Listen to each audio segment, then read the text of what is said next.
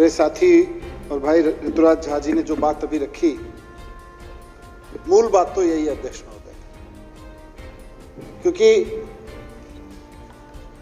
आज बड़ी चर्चा हो रही है, देश भर में चर्चा कराने की कोशिश की जा रही है इन मुद्दों पे।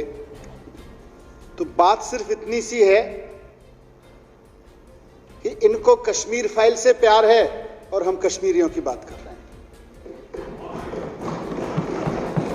बात कश्मीर फाइल पे होती तो यहां खूब चीख चिल्ला रहे होते, फाइलें उछाल रहे होते। अब बात कश्मीरियों की आ गई है तो उठ के भाग गए हैं, क्योंकि बात यह है कि उसका जवाब नहीं दे सकते जो ऋतुराज ने बात की है। 8 साल से चलिए, अटल बिहारी वाजपेयी जी के समय पे जो हुआ, जगमोहन जी के समय पे जो हुआ, उन्होंने काफी जिक्र किया, वो बीते समय की बात है। पर 8 साल से लगातार भारतीय जनता पार्टी की सरकार है। कई साल से दोनों जगह, कश्मीर में भी और यहां भी भारतीय जनता पार्टी का शासन है सेंटर में। सवाल यह है कि इस देश के हमारे कश्मीरी भाइयों बहनों को इतने लंबे समय तक 32 साल बाद भी विस्थापित बनके क्यों रहना पड़ रहा है। सवाल यह है कि भारतीय जनता पार्टी हर बार अपने चुनावी मैनिफेस्टो में लिखती आई है कि हमको सत्ता दे दो, हम कश्मीरी विस्थापितों की मदद करेंगे, उनका पुनर्वास करवाएंगे। वो मैनिफेस्टो का झूठ, उसका सच क्या है? वो क्यों कामयाब नहीं हुए ये लोग, भारतीय जनता पार्टी के लोग? सौरभ भाई ने यह प्रस्ताव रखा सदन के समक्ष, मैं इसका पूरा समर्थन करता हूं। प्रधानमंत्री जी की, पूरी भारतीय जनता पार्टी की इसमें घोर असफलता है और इसकी घोर निंदा की जानी चाहिए कि 8 साल तक आपने कश्मीरियों के दर्द पर राजनीति, 32 साल से राजनीति करते आए हो। 8 साल से आपके हाथ में मौका है। आपको एक एक कश्मीरी भाई को, एक एक कश्मीरी बहन को यह सुनिश्चित करना चाहिए था कि वो जाके अपने कश्मीर में अपने जमीन जायदाद तो देखा है। हो सकता है कहीं भी अध्यक्ष महोदय 32 साल तक हम रहने लगते हैं तो बहुत सारे लोग विस्थापन के क्रम में रहने का मन बना लेते हैं। आज जो दिल्ली में रह रहे हैं, नोएडा में रह रहे हैं, मैं सैकड़ों ऐसे परिवार मेरे मित्र हैं जो दिल्ली और नोएडा में रह रहे हैं और व्यक्तिगत मित्र हैं, राजनीति में आने से पहले मेरे मित्र हैं। आज बहुत सारे लोग हो सकता है कह दें कि भाई हम तो दिल्ली के हैं, हम नहीं जाना चाहेंगे, लेकिन फिर भी उनके दर्द मैं जानता हूं। उनका दर्द यह है कि जो हमारी बारापुला में जमीन थी, जो हमारे बाग बगीचे थे सेब के, जो हमारे बादाम के खेत थे, पेड़ थे वहां पे, जो हमारा एक सुंदर सा वादी में घर होता था, हम कम से कम उसको जाके देख तो आए वो किसने पे कब्जा कर रखा है। वो हमको कब्जा तो छुड़ा के दे दे सरकार, हम उसकी कुछ लिपाई पुताई तो कर दें। हम कम से कम ये तो कह दें अपनी तीसरी पीढ़ी को, 32 साल में तीसरी पीढ़ी खड़ी है, हम अपने बच्चों की उंगली पकड़ के दिखा तो आए कि कभी हम इस घर में पैदा हुए थे। इतनी व्यवस्था तो कर दें नरेंद्र मोदी जी और भारतीय जनता पार्टी। 8 साल से सरकार में है। आज कश्मीरी क्या चाह रहा है? 32 साल से अपने देश में विस्थापित होकर दर्द झेल रहा है। वो ये चाह रहा है कि भाई 32 साल से उसको दुख हुआ तो हमेशा दिल्ली ने मदद की है, अलग अलग राज्यों में जहां जहां वो गए वहां से उनको मदद मिली है कि हमें फौरी तौर पे हम विस्थापित होकर आए, हमें मदद मिले। दिल्ली सरकार भी 3250 रुपए प्रति व्यक्ति लगातार दे रही है। एक परिवार में अगर 4 लोग हैं तो चारों लोगों को 3250 रुपए मिल रहा है। लेकिन वो तो एक अलग चीज है। दूसरा वो चाह रहा है भाई अब हमारे ऐसी सरकार है जो चाहती है कि कश्मीरी पंडित का विस्थापन हो। आज दिल्ली में मैंने सुबह अपने विधायक साथियों से पूछा, मेरी विधानसभा में भी रहते हैं लोग, पंपोश एन्क्लेव में रहते हैं, हर कई सारे साथियों ने बताया कि कहीं 150 परिवार, कहीं 100 परिवार, कहीं 200 परिवार, कहीं 500 परिवार रह रहे हैं। कुलदीप ने भी बताया हर जगह रह रहे हैं। वो दिल्ली वाले हैं, वो देश के हैं, वो दिल्ली के हैं, लेकिन उनका एक टीस ये है कि भाई वो हमारी जो जमीन हुआ करती थी, क्या हम उसे अपना कह सकते हैं जाके? क्या हम उसी स्वतंत्रता से जो 89 से पहले की अपनापन था वहां जाके रह सकते हैं? 32 साल बाद भी अगर हम नहीं कर पाए तो इसमें केंद्र सरकार की घोर निंदा होनी चाहिए। और 8 साल भारतीय जनता पार्टी की असफलता, इसीलिए उठ के भाग गए यहां से, क्योंकि हर बार मैनिफेस्टो में लिखते हैं कश्मीरी फाइल पर बात करो तो चिल्लाते हैं और कश्मीरियों पर बात करो तो उठ के भाग जाते हैं, क्योंकि जवाब नहीं है, क्योंकि नियत भी नहीं है। जवाब कुछ किया नहीं है, ये तो है ही है, नियत भी नहीं है। कश्मीरियों के लिए कैसे कुछ काम किया जाता है, इसको अरविंद केजरीवाल जी से सीखिए। 32 साल, सौरभ भारद्वाज जी ने जिक्र किया, लगभग 25 साल तक कश्मीरी टीचर्स कॉन्ट्रैक्ट पे काम करते रहे दिल्ली के स्कूलों में। भारतीय जनता पार्टी की सरकार थी, 93 से लेके 98 तक भी रही, उसके बाद कांग्रेस की सरकार रही। एक साल अरुण जेटली जी ने बजट भी रखा दिल्ली की तरफ से, इनका बीजेपी का ही शासन रहा एक साल, लेकिन उसके बावजूद उन कश्मीरी टीचर्स को परमानेंट करने की इन्होंने फाइल तक नहीं चलाई और कश्मीरी टीचर्स धक्के खाते रहे। बहनें हमारी धक्के खाती रही। मिसेस रैना, मैं जानता हूं, मुझे भी शक्ल याद है उनकी, रोने लगी, बोली हमने एक तो अपना घर छोड़ा, जमीन छोड़ी, इतने अच्छे स्वर्ग में रहते थे, उस स्वर्ग को छोड़ के हम आए और उसके बाद हमारे साथ ऐसा सौतेला व्यवहार कर रही है सरकार। बीजेपी के नेता मिलते तक नहीं थे उनसे, कश्मीरी टीचर्स से। उनको एक मीटिंग में सौरभ भारद्वाज जी मेरे पास में लेके आए थे, मैंने माननीय मुख्यमंत्री जी से जिक्र किया कि इस तरह से मेरे पास में करीब एक रिप्रेजेंटेशन लेके 25-30 टीचर्स आए हैं, उसमें से कम उस वक्त 250 के करीब टीचर्स की बात थी कि 250 टीचर्स के करीब हैं। तुरंत एक शब्द सुन के मुख्यमंत्री जी ने कहा कि ये इनके साथ अन्याय हो रहा है, तुरंत इनको परमानेंट करने की व्यवस्था की।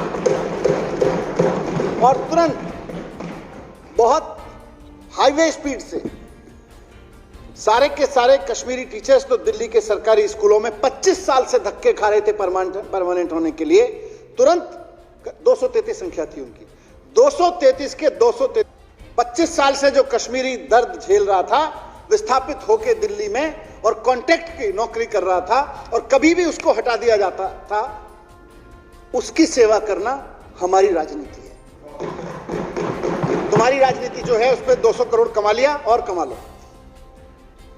और क्यों धक्के खा रहे थे वो? क्योंकि कश्मीर से आए थे। जैसा ऋतुराज जी ने कहा, अचानक आनन फानन में निर्देश दे दिया गया, छोड़ दो, वादी छोड़ के चले जाओ, घाटी छोड़ के चले जाओ। उनके पास में उस होशो हवास में आगे बढ़ने का अवसर ही नहीं था कि वो अपनी कोई डिग्री उठाते, कोई नौकरी का सर्टिफिकेट उठाते, कोई कागज उठाते घर का। वो तो चल दिए उठा के, 2 कपड़े उठा के, जिसके पास थे, या नहीं भी हो सकता है वैसे ही भाग गए होंगे। किसके पास फुर्सत थी कि कागज लेके आते? और यहां नॉर्मली जो गेस्ट टीचर भी यहां लगते हैं, कॉन्ट्रैक्ट पे लोग लगते हैं, सबके पास में अपने सर्टिफिकेट होते हैं। उनको हमेशा धमकाया जाता था 25 साल तक कि तुम्हारे सर्टिफिकेट दिखाओ, नहीं तो तुम्हें नौकरी से निकाल देंगे। उनका दर्द यह था। और केजरीवाल जी की सरकार ने निर्णय लिया, अरविंद केजरीवाल जी ने, कि ये हमारे भाई बहन हैं, 1989 में 90 में इनके साथ जो हुआ वो इस देश की जिम्मेदारी है कि उस जख्म को मिलके भरा जाए। इसलिए निर्णय लिया कि उसको बिना सर्टिफिकेट के, बिना कुछ पूछे गए, सबको परमानेंट किया गया। मिसेस रैना जिनका जिक्र है वो धन्यवाद देने आई थी और बाद में उन्होंने बहुत अनुरोध किया था, मैं कहीं व्यस्त था, मेरा मन था कि सबके पास जाऊं। एक और जब इनकी बात जिक्र हो रही थी तो एक और मैडम अध्यक्ष महोदय परमानेंट होने के बाद, क्योंकि बहुत लोगों की अलग अलग उम्र थी, रिटायर भी हुए, तो एक टीचर थी वो रिटायर हुई, मैंने उनका नाम कहीं अभी लिखा था यहाँ पे, मैडम पप्पी कौल, रोहिणी में रहती थी। मैडम पप्पी कौल रिटायर हुई और रिटायर होने के कुछ समय बाद मेरे पास आई, करीब 6 महीने बाद, फिर रोने लगी वो उसमें भी टीम में भी आई थी। तब बोली, भैया आपने, केजरीवाल जी ने हमें परमानेंट कराया था, अब एक नई समस्या आके खड़ी हो गई है। पप्पी कौल मैडम ने मुझे बताया, उन्होंने कहा कि अब सरकार ने हमें परमानेंट तो कर दिया, पर जब हम रिटायर हो गए तो पेंशन देने से मना कर दी है। मैंने कहा क्यों? तो बोली, बाकी कश्मीरी टीचर्स को तो क्योंकि वो परमानेंट हो गए थे तो रिटायर होने के लिए पेंशन मिल रही है, उनको व्यक्तिगत तौर से मैडम पप्पी कौल को नहीं मिल रही थी। क्यों नहीं मिल रही थी? क्योंकि पेंशन देने के लिए भी सर्विस डिपार्टमेंट ने, जिसके कर्ता धर्ता ये लोग हैं, अड़ंगा डाल दिया। बोले पेंशन तो तभी मिलेगी जब आप अपने सर्टिफिकेट दिखाओगी। फिर मैंने माननीय मुख्यमंत्री जी से बात की, मैं ये तो बड़ा अजीब समस्या है।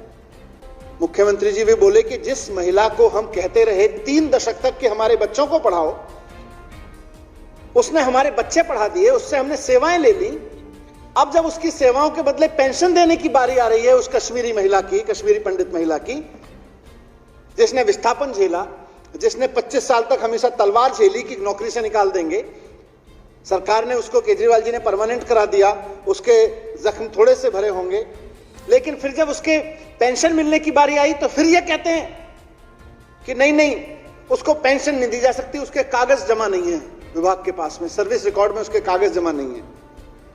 केजरीवाल जी बोले मजाक मत करें, तुरंत निर्देश दें कि एफिडेविट ले लिया जाए कि मेरे कागज बारामूला में जल गए थे, उसी को उसके कागज मान के उसकी पेंशन लागू की जाए। लागू की गई।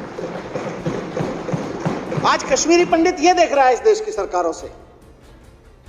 आज कश्मीरी पंडित परिवार जो दिल्ली में रह रहे हैं, नोएडा में रह रहे हैं, देश के अलग अलग हिस्सों में रह रहे हैं, वो यही चीज देख रहे हैं कि जहां हम रह रहे हैं वहां की सरकारें इस बात को, इस दर्द को समझें कि हम अपना सब कुछ छोड़ के आए थे, हम कागज लेके नौकरी मांगने नहीं आए थे। भिखारी बना के रख दिया इन लोगों ने। और दूसरी चीज वो चाह रहा है, भैया थोड़ा सा अब तुम्हारी चल रही है, 8 साल हो गए तुम्हारी चलते चलते, अब तो हमें कह दो कि उन सेब के बागानों को देखाओ जाके, उनके सेब हम अपने बच्चों को भी खिला दें। हम भी नोएडा में, पंपोश एन्क्लेव में, पूरी दिल्ली के अलग अलग विधानसभाओं में इतनी सारी रिश्तेदारियां, नए दोस्त बन गए हैं, वो भी कह दें कि लो हमारे बगीचे के बादाम है, हमारे बगीचे के सेब हैं। उनको ये अधिकार तो दे दो। अब 8 साल हो गए तुमको, जाके वो कह सकें, जाके रह सकें वहां पे, अपने बच्चों को छुट्टियों में ले जाके रह सकें। यही तो चाह रहा है।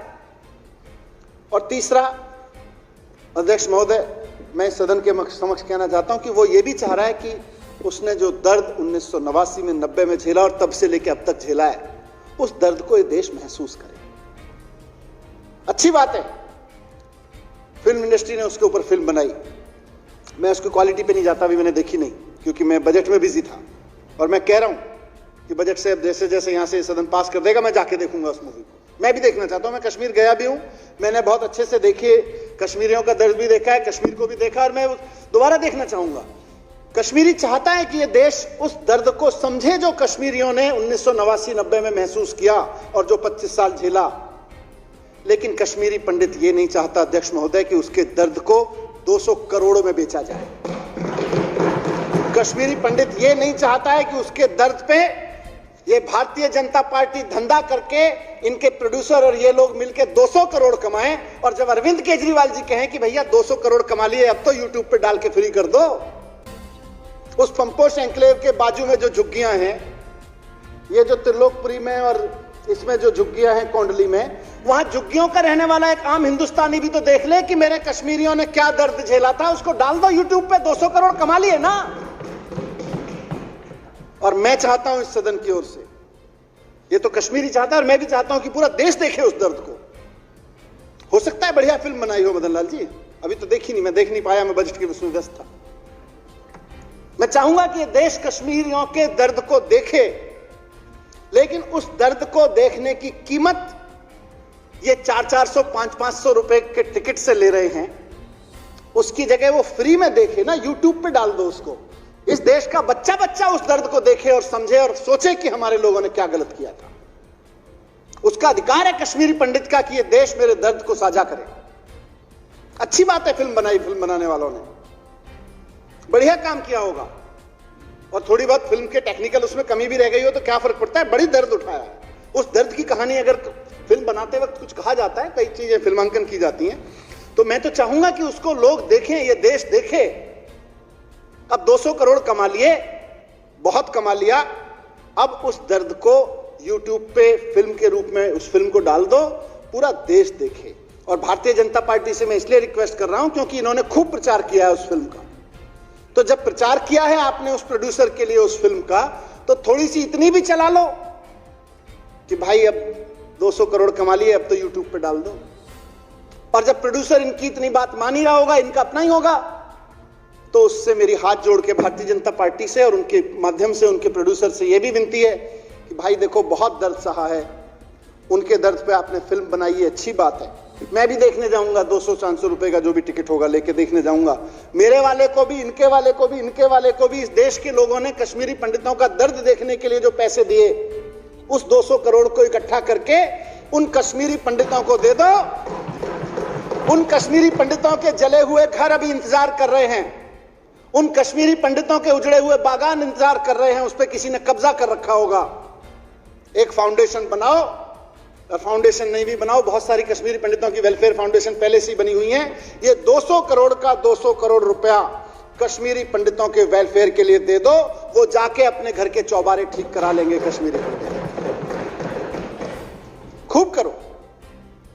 तो यहां से इस सदन में जो माननीय विधायक जी ने प्रस्ताव रखा कि केंद्र सरकार कश्मीरी पंडितों के पुनर्वास में पूरी तरह असफल रही है, मैं इसकी आवाज में आवाज मिलाते हुए केंद्र सरकार की निंदा करता हूं और रिक्वेस्ट करता हूं कि अब तो 8 साल हो गए, अब तो इन कश्मीरी पंडितों की मदद करो।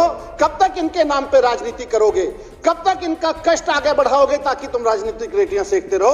अब तो इनकी मदद करो और इन्हें पुनर्विस्थापित करने में मदद करो। पहली बात।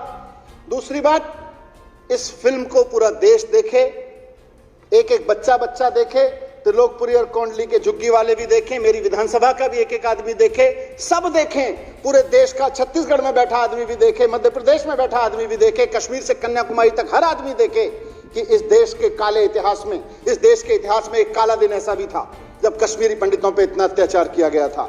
तो दिखाओ ना फिर फ्री में, कमाई का धंधा क्यों बना रखा है उसको? तो दूसरा, उसको यूट्यूब पे डलवाओ, बीजेपी वालों की फिल्म है वो डलवाएं।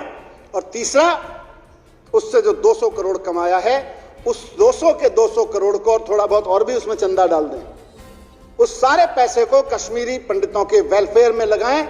उनको बताएं कि लो भैया, हमारे देश की तरफ से आपने 25 साल पहले जो जख्म सहे और तब से अब तक सहते आ रहे हो, भरपाई नहीं हो सकती, लेकिन जिस घर को छोड़ के आए थे उसकी रंगाई पुताई कर लेना, उसकी सिक्योरिटी पे उसकी थोड़ी सी मरम्मत करवा लेना। ये 200 करोड़ तमाम कश्मीरी पंडितों के लिए दान कर दिए जाएं। ये अध्यक्ष महोदय, थैंक यू।